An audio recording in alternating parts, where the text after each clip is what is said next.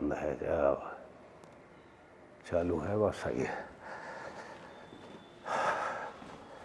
Derivation number 3 का शेष भाग v बराबर v tan hyperbolic GT upon v, क्योंकि v बराबर dx अपॉन dt, इसीलिए dx अपॉन dt बराबर dx अपॉन dt बराबर v tan hyperbolic GT upon v, या dx बराबर v tan hyperbolic GT upon v into dt, दोनों पक्षों का समाकलन करने पर dx बराबर v tan hyperbolic GT upon v into dt। एक सूत्र होता है आपका integration tan x into dx बराबर log cos x plus constant. तो यहाँ हो जाएगा दिस इम्प्लाइज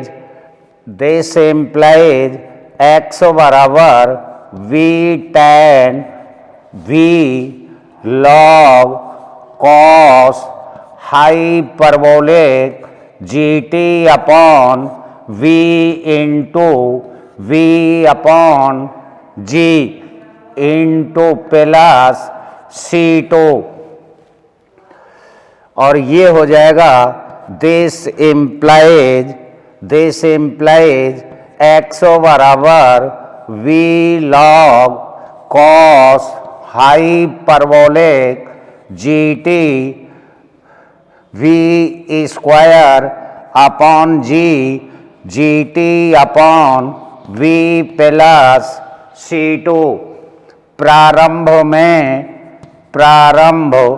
में t बराबर 0, x बराबर 0, C2 बराबर 0, अतः x बराबर v square upon g log cos hyperbolic GT upon v plus 0। This implies x बराबर v square upon g log cos hyperbolic GT upon v। उपरोक्त से देखिए 3 का शेष है v बराबर v tan hyperbolic GT upon v, क्योंकि v बराबर dx अपॉन dt बराबर v tan hyperbolic GT upon v, या dx बराबर v tan hyperbolic GT upon v into dt, दोनों पक्षों का समाकलन करने पर। तो एक सूत्र होता है tan x dx बराबर log cos x plus constant x बराबर v log cos hyperbolic GT upon v, और जब GT अपॉन v को मानेंगे किसी संख्या के बराबर तो उसका होगा, इसका करेंगे तो v upon g plus C2, x बराबर v square upon g log cos hyperbolic GT/V plus C2। प्रारंभ में t बराबर 0, x बराबर 0, अतः x बराबर V²/G log cos hyperbolic GT/V plus 0। x बराबर, चूंकि ये जी शून्य हो गया C2 का मान, तो x बराबर V²/G log cos hyperbolic GT/V, जो कि t समय पर कण द्वारा दूरी गिरी हुई दूरी प्राप्त होती है। उपरोक्त से t समय पर कण द्वारा गिरी हुई दूरी प्राप्त होती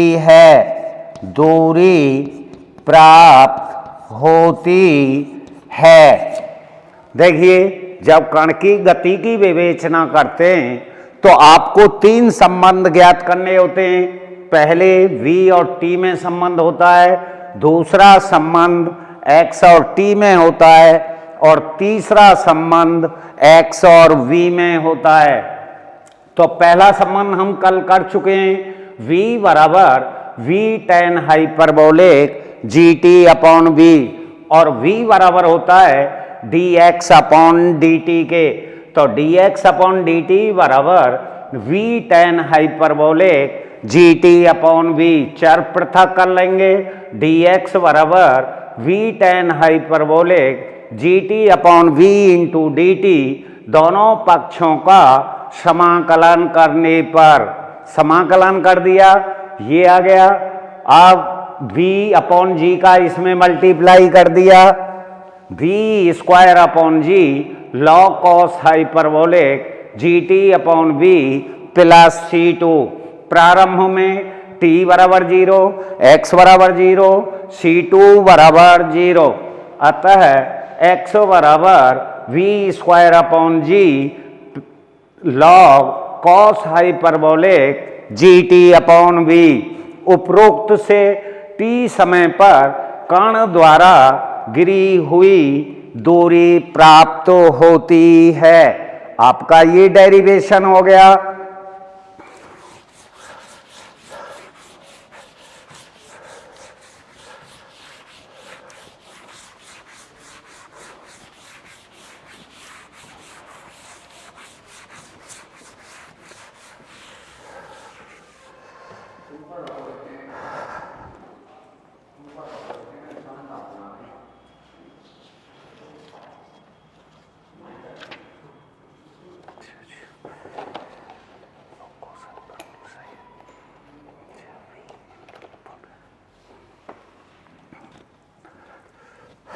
तीसरा संबंध निकालेंगे। पुनः समीकरण एक से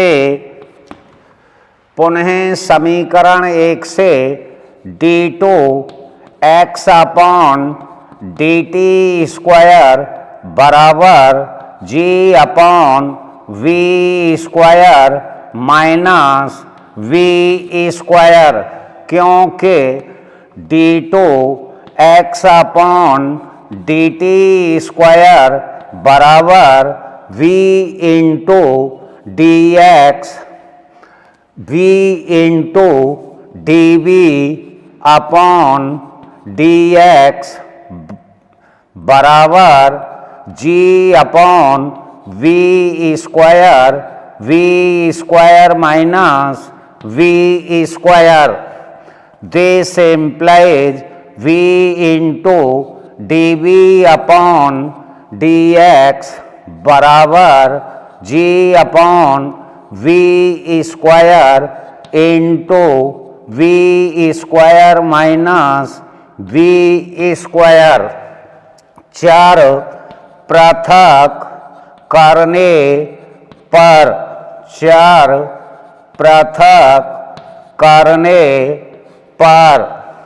v into d v upon v square minus v square बराबर g upon v square into d x. दोनों पक्षों का समाकलन करने पर, देखिए दोनों पक्षों का समाकलन करेंगे, v upon integration v upon v square minus v square into d v बराबर g upon v square into d x. ये हो जाएगा आपका minus 1/2 log v square minus v square बराबर g upon v square into x plus C3। प्रारंभ में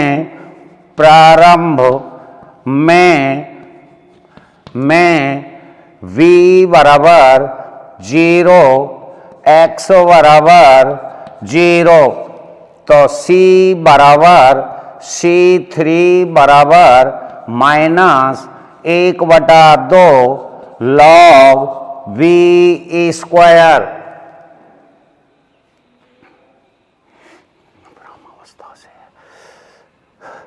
का मान रखने पर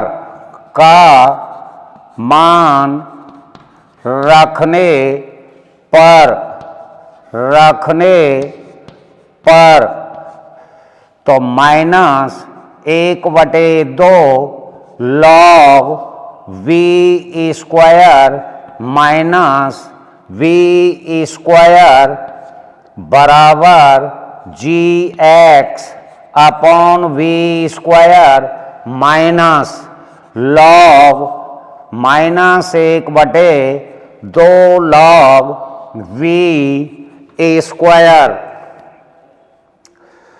देखिए अब इसे सरल करेंगे, समीकरण 1 से d2x अपॉन dt स्क्वायर बराबर g upon v square into v square minus v square, क्योंकि d2x अपॉन dt स्क्वायर होता है v into d v upon d x बराबर g upon v square minus v square.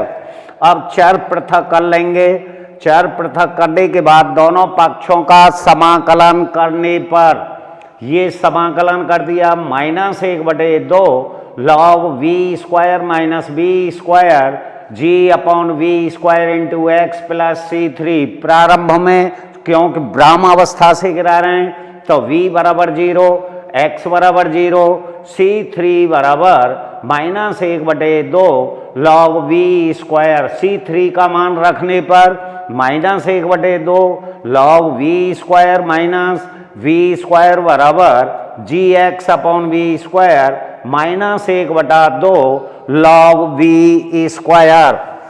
सरल कर लेंगे तो देखिए ये हो जाएगा 1/2 बराबर this implies 1/2 log v square minus 1/2 log v square minus v square बराबर g x upon v square. This implies 1/2 common ले लेंगे तो ये हो जाएगा log v square upon v square minus v square बराबर 2gx अपॉन वी स्क्वायर, या v square upon v square minus v square. Minus v square.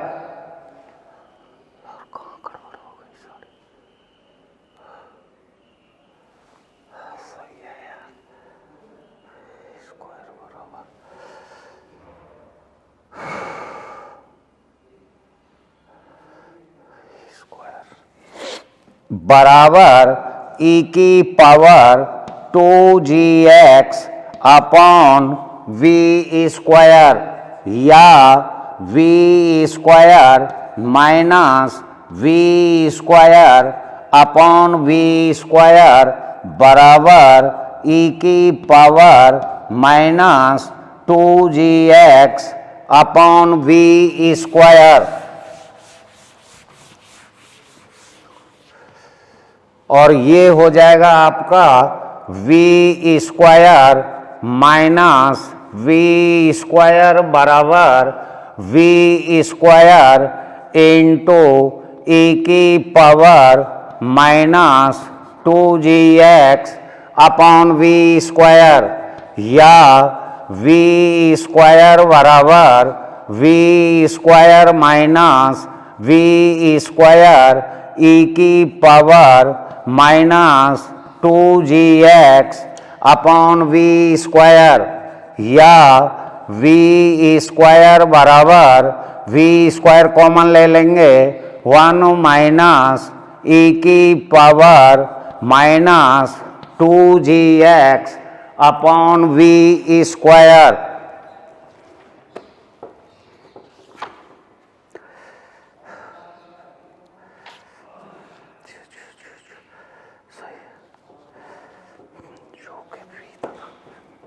जो के v तथा x में अभीष्ट संबंध है, अभीष्ट संबंध है। देखिए, कण की गति की विवेचना के लिए 3 संबंध होने चाहिए।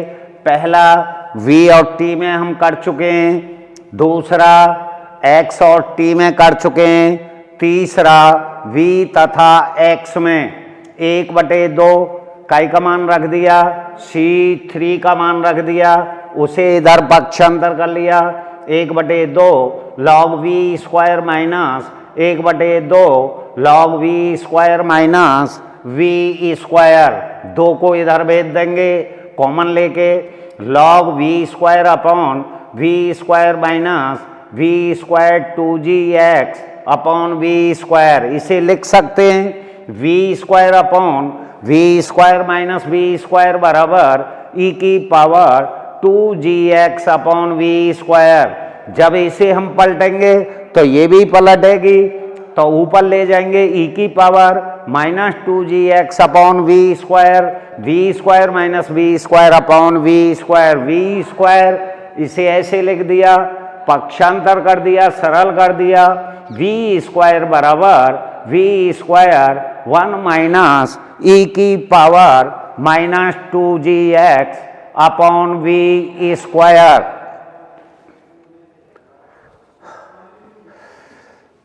देखिए, तीनों संबंध हो गए आपके।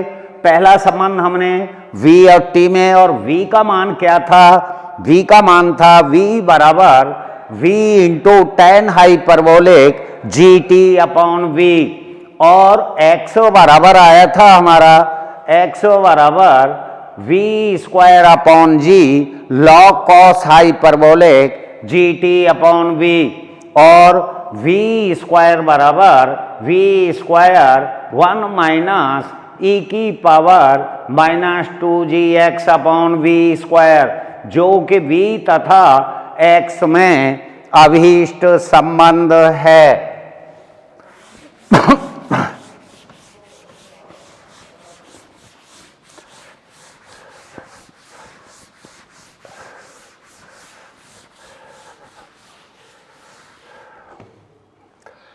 नंबर 4 लास्ट डेरिवेशन है,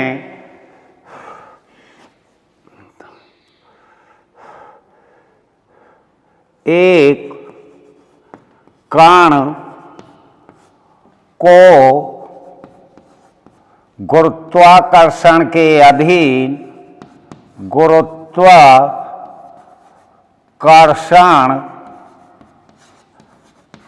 के अधीन प्रारंभिक वेग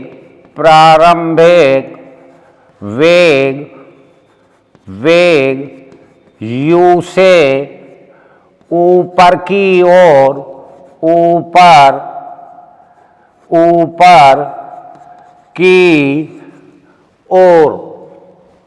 ऊपर की ओर फेंका जाता है। इस प्रकार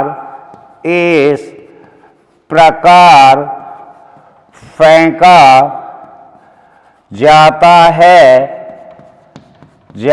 है कि जिसका प्रतिरोध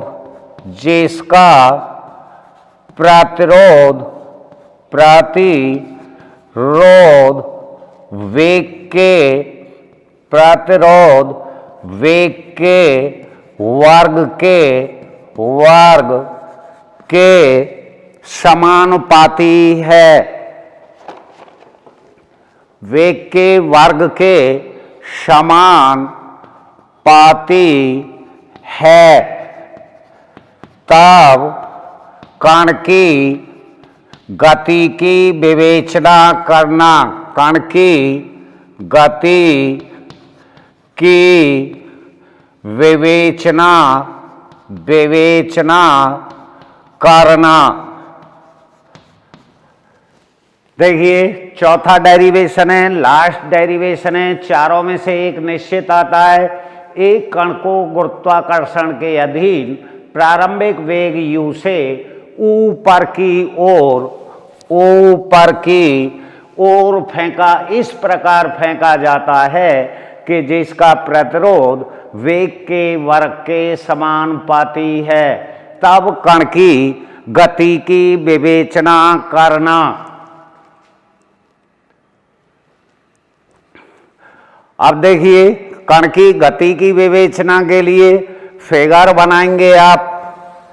ये मूल बिंदु O है, ऊपर की तरफ कण को फेंक रहे हैं। ये बिंदु P है और इस पर नीचे की तरफ भी mkb स्क्वायर काम करेगा और कण का भार mg भी नीचे की तरफ कार्य करेगा। और प्रारंभिक वेग u है। तो देखिए सॉल्यूशन करेंगे जब माना के m सहती के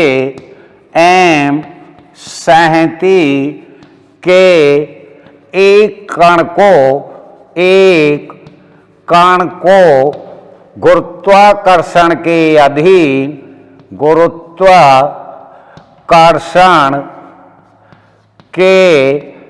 गुरुत्वाकर्षण के अधीन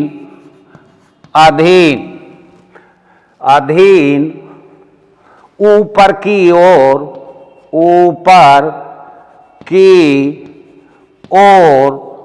फेंका जाता है।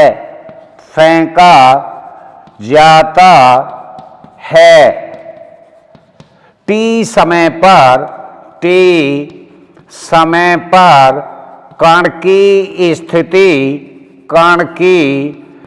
स्थिति बिंदु P पर है। बिंदु P पर है जहां OP बराबर x तथा बिंदु P पर कण का वेग v है।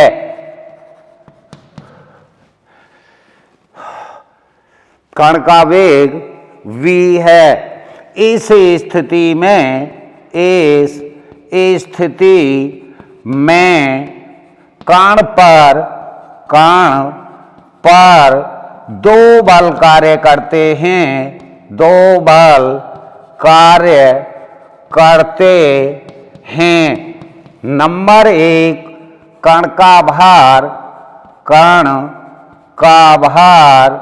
mg नीचे की ओर, mg नीचे की ओर। नंबर 2, कण का प्रतिरोधी बल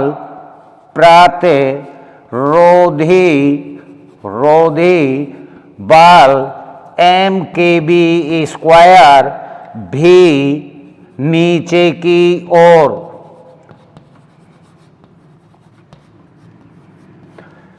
देखिए ये हो गई इसकी प्रारंभिक स्थिति। फिगर बना देंगे। कण को ऊपर की तरफ फेंक रहे हैं, भार mg भी नीचे की तरफ कार्य करेगा और प्रतिरोधी बल mkb स्क्वायर भी नीचे की तरफ कार्य करेगा। माना कि m संहति के कण को गुरुत्वाकर्षण के अधीन ऊपर की ओर फेंका जाता है। t समय पर कण की स्थिति बिंदु P पर है, जहां OP बराबर x तथा बिंदु P पर कण का वेग, बिंदु P पर कण का वेग v है। इस स्थिति में कण पर दो बल कार्य करते हैं। नंबर 1, कण का भार mg नीचे की ओर। नंबर 2, प्रतिरोधी बल mkb स्क्वायर भी नीचे की ओर।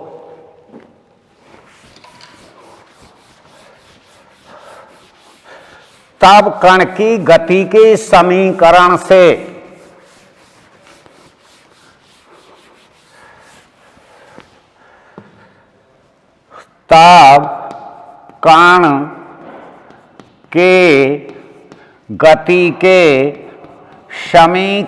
से गति के समीकरण से m d2x upon dt square बराबर minus mg minus mkb square, या d2x अपॉन dt स्क्वायर बराबर minus g minus kb square. ये हो गया आपका कण की गति का समीकरण।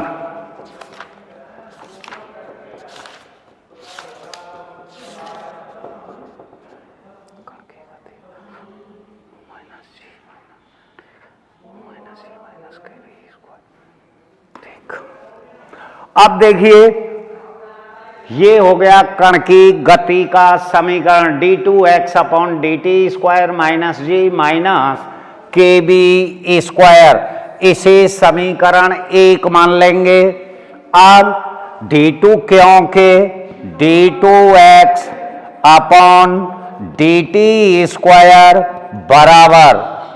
बराबर होता है dv अपॉन dt के, क्योंकि पहला संबंध हमें v और t में ज्ञात करना है, दूसरा संबंध x और t में ज्ञात करना है, तीसरा संबंध x और v में ज्ञात करना होता है।